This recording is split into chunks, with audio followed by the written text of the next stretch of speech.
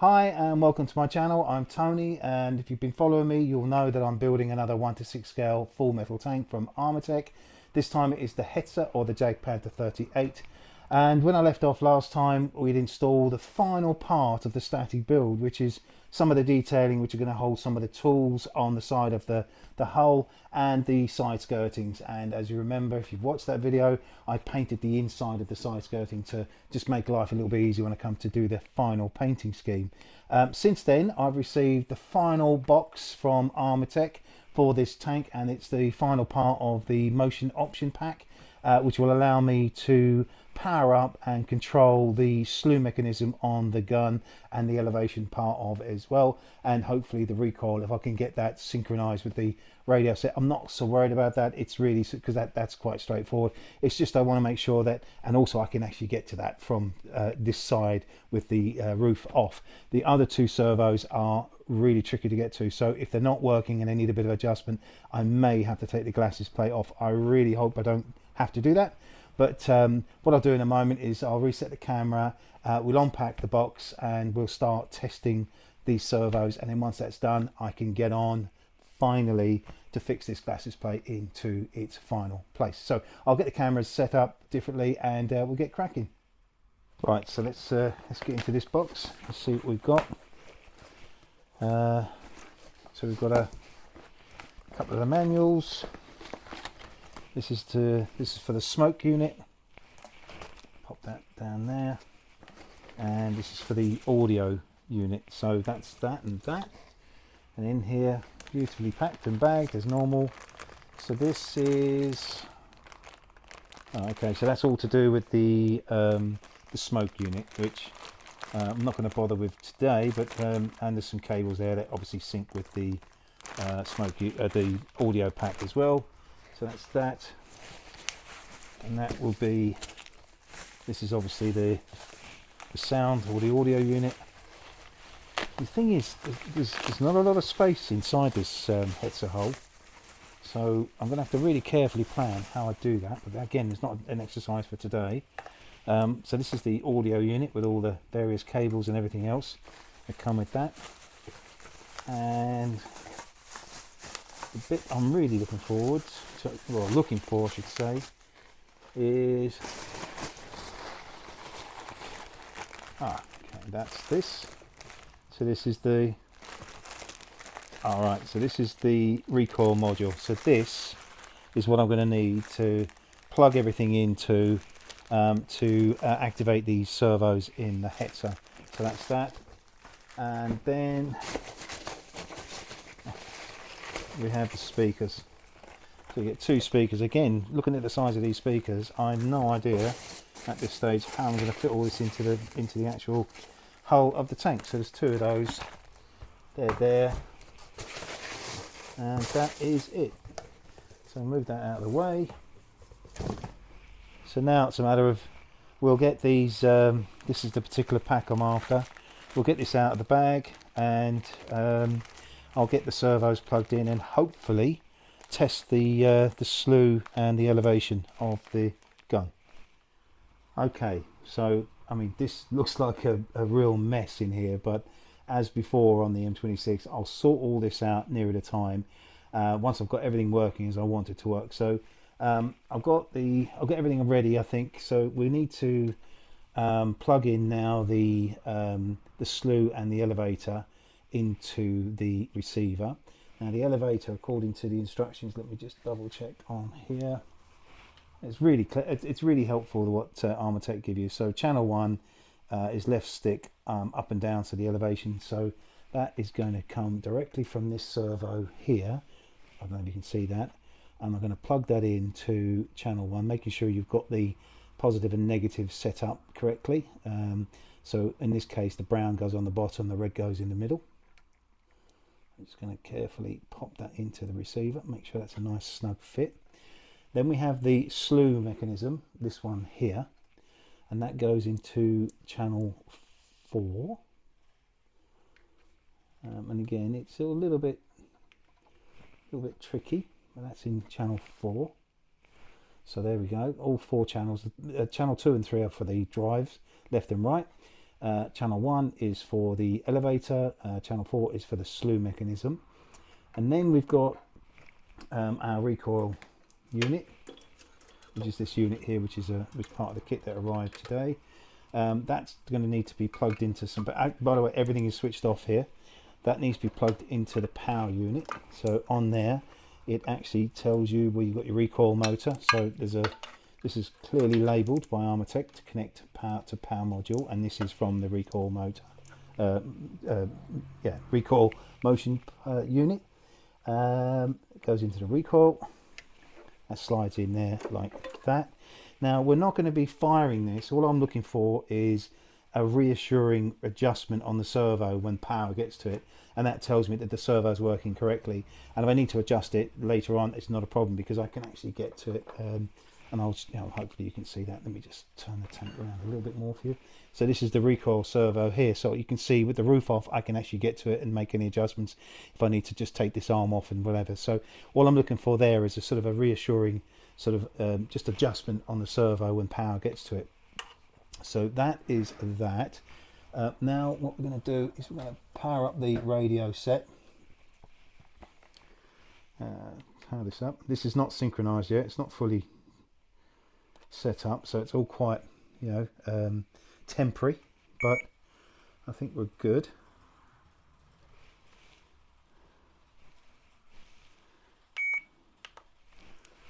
That's now on. Now what we need to do is take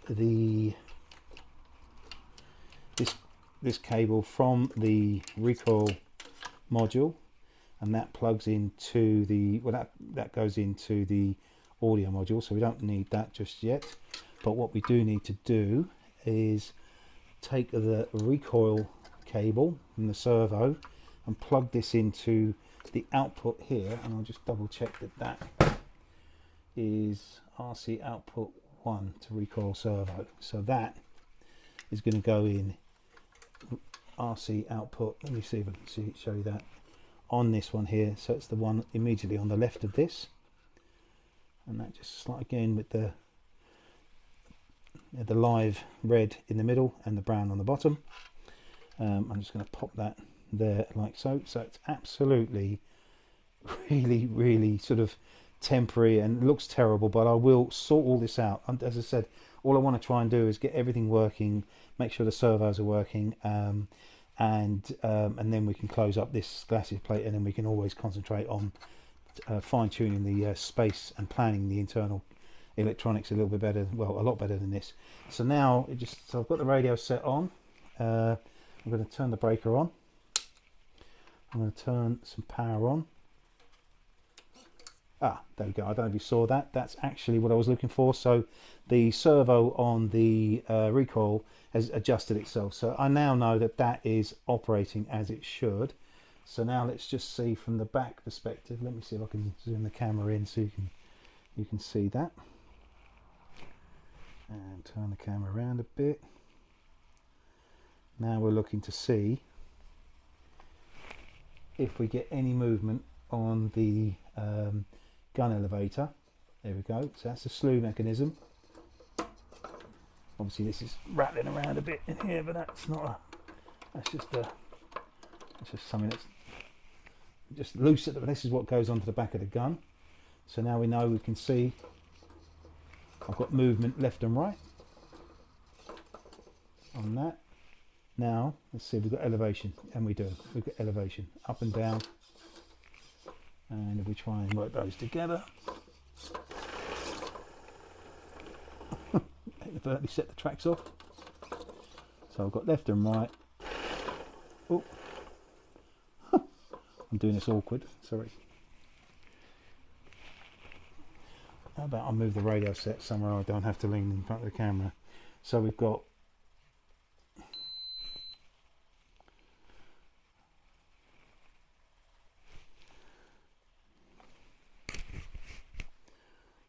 I don't know why it's lost signal there to the receiver. There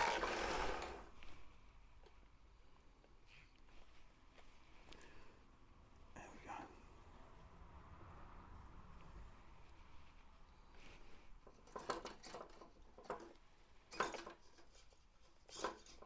up and down.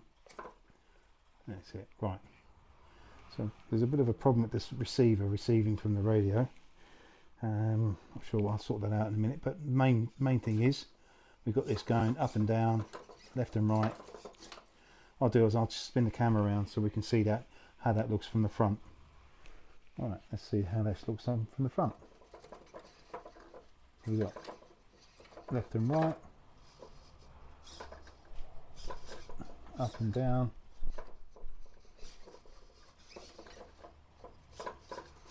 Really pleased with that.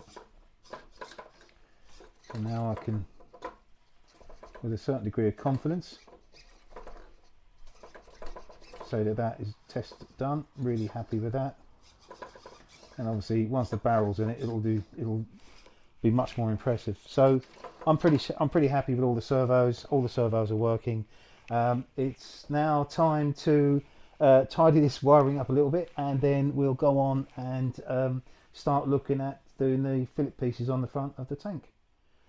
Right, so I want to now I'm happy with the servos. I realised the problem with the receiver. There was just it was too close to too many pieces of metal, but now it's all working fine.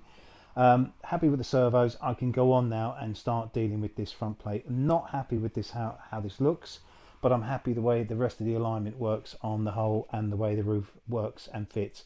So a couple of the guys that follow me and comment on me recommended putting in some fillet pieces, and thank you so much for that recommendation, because I think it's a great idea. So I've got a bit of 2mm, I've got some 2mm acrylic here, very cheap to buy, and I've got one piece already cut ready to go in, and that will slide into that position there. And then of course what the idea would be is I'm going to weld around this, and I've got to do the same for this two sections here, and then I'm going to cut a piece to go in this in either side of this as well. So that's going to deal with the difference and in the depth, and I don't think visually it's going to look any different to what I intended it to look like anyway. So what I've done here is I've already cut a couple of strips at the right thickness. I've already cut this one that's going to go into place on here. I'd recommend that the factory edge, you leave the factory edge on that and put the cut edge up against this, because that's where I'm going to weld.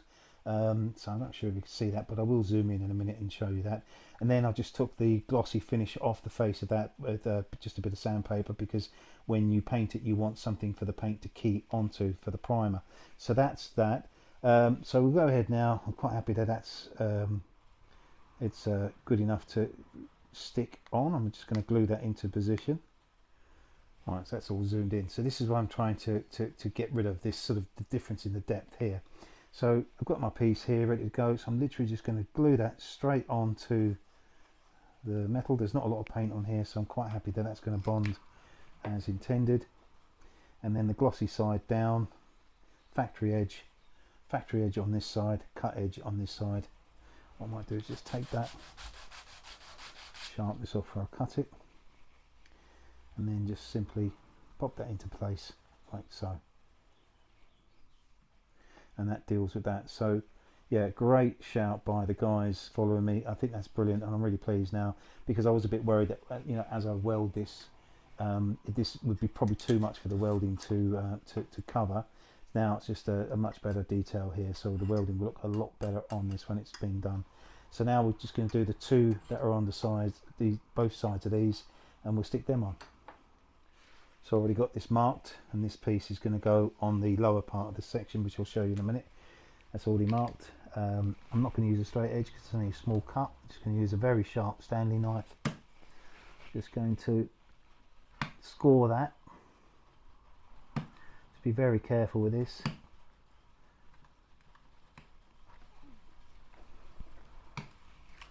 And then we're just simply going to snap that like so.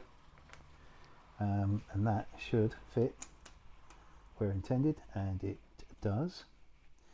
So I just need to clean that edge up, and then we'll stick it on. So just going to using a bit of sandpaper on my bench. I mean, look, you don't have to do this, but it was winding me up, and I thought when somebody suggested it, and actually it was a couple of people that suggested it, I thought, brilliant idea, absolute brilliant idea. Why shouldn't I, Yeah, that's perfect. Why didn't I think of that kind of thing? So it just needs a little bit more, and then we're just going to score the face so we get a nice key for the paint.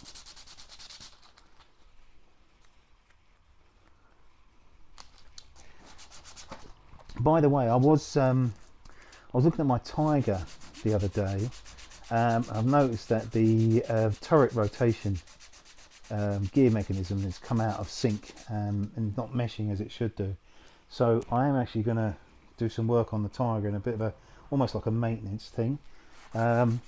If you want, I can film that. Let me know in the comments. And if you'd like me to do a session on doing some general maintenance on the Tiger, I'll be very happy to film it. I've got to do it anyway, regardless.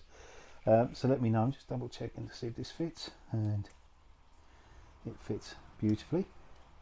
So we'll go on now, and I'll do a few more of these, and then I'll start filming how we, well, just sticking them on the tank, and then hopefully you'll see the difference yourselves. Right, so I've got all my pieces cut and sanded down and ready to go on. So obviously here I'm not going to be able to put a full piece across here, so I'm just going to cut a piece. I'll cut a piece, as to say. That's just going to go in here, and then the welding itself will, when I come to do the welding, we'll fill that in with the welding, and we'll obviously follow that line along the profile of that as well. So that's ready to go on. And there's some bare metal on here that's going to allow the adhesion to work as intended. So that's that one. And then we've got the one that goes underneath here, and this is perfect cut. So in this case I'm just going to glue the back of this.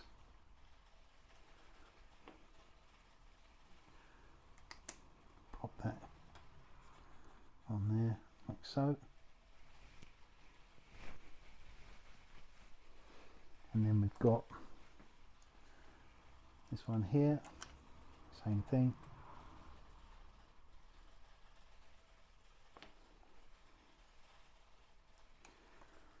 Goes into position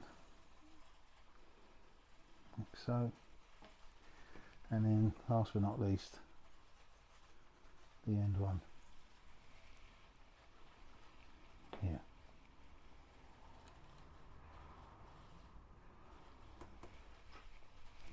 And the only other thing I'm going to do is just where I've got this line here, I'm going to just put some putty on it, just so that I can get that flush and level.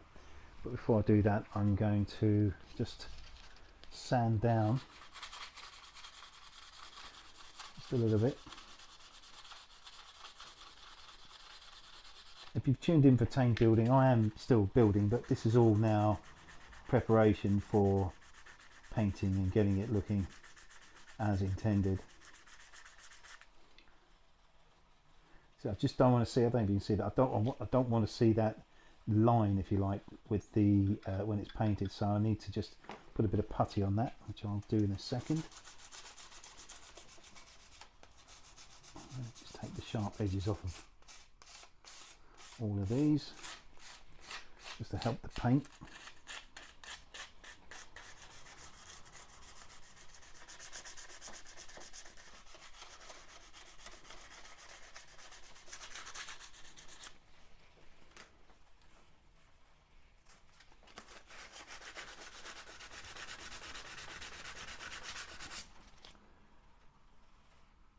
Unbelievable to think that this tank is almost ready for painting. Now I will not do this today, but there's a ton of welding to be done on this, and I will do a session in the next session about the welding. Just I need a full session. It's going to take hours and hours and hours and hours and hours and hours and hours of work to get the welding done on this, and then get it all prepped ready for painting. And then obviously once it's all painted, I'm going to complete the electronics on the inside, tidy everything up, and then start sort of syncing everything to work exactly as I intended it to. So I've got some putty ready made up, and I'm just going to get one of my tools to, and I'm just looking to put a bit of putty along this line here. This is just standard modelling putty. Always put more on than you need because you're going to sandpaper that off when it's set. And all this is going to do is just removes that line so it's not visible.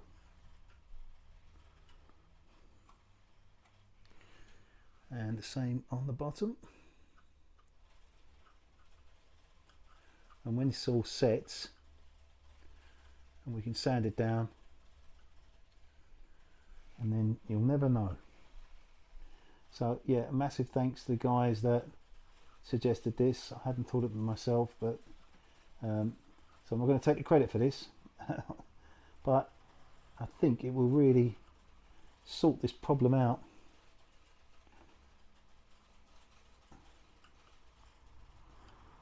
So if you are doing this, you know, don't worry about having too much on, because you will be, you don't want to put too much, you don't want heaps on and then having to spend hours to rub it down, but you need to have more than you you know, more than you think you need, so that when you rub it down, there's something to work down to get the right level. So that's that. Just going to wipe that clean.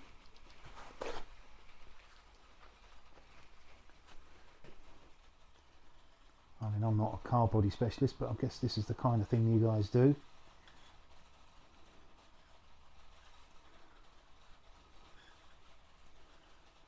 Now, we let that go off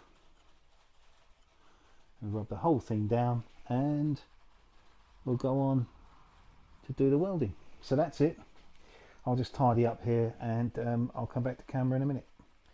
I almost forgot, sorry, about the lamp, and this is this beautiful Armortek lamp that we assembled some videos ago, and I've reluctantly, well, I've avoided putting it onto the tank because we were manhandling it and moving it around a lot, and also I wasn't sure whether this Glacis plate was ever have to come off or not. But now I'm comfortable now that this isn't going to have to come off, so I can go ahead and just install that. So this is simply just going to be glued into position.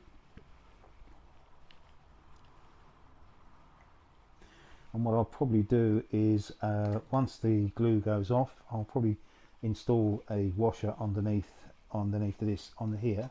But I just think that what a beautiful detail. Yes, I know Armortek sends you a lamp with it, and there's no need to go and buy one of these. But when you start seeing the detail, I'm not sure if it's going to come out in the camera that well. But when you start seeing the detail and all the nuts and just the profile of this thing, and even down to its trademark on the front here on the lid, I just think it's definitely worth the small investment of money to transform. I'm going to line it up. Pretty happy with how that looks. So we'll let that set. And as I said, I'll probably put a washer or something underneath this just to give it a little bit more strength in case it ever gets knocked. And then I just looking at it, I just think that once this is all painted, it's going to look incredible. I had the roof on the other day, and with all the hatches and all the handles and all the hinges and everything else, I just think when it's painted, it's going to look superb. And I'm really looking forward to also painting up all the accessories and the jack and the gun and the MG34 and the remote, sort of finish off the remote MG mount, this thing here.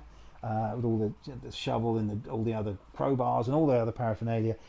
So it's just really starting to come together, and I hope you feel the same. So now I will tidy up and I'll come back to camera very shortly. Well, that's it for today's session. Doesn't feel like we've achieved that much, but actually we have. A small step forward, but actually huge, huge in many respects, because having tested the servos and given me the confidence that they're working, and I no longer have to concern myself about getting in and doing any adjustments to them, that allows me to just finally stop worrying, if you like, about the Glacis plate, and then start dealing with all the filleting issues and starting the welding process.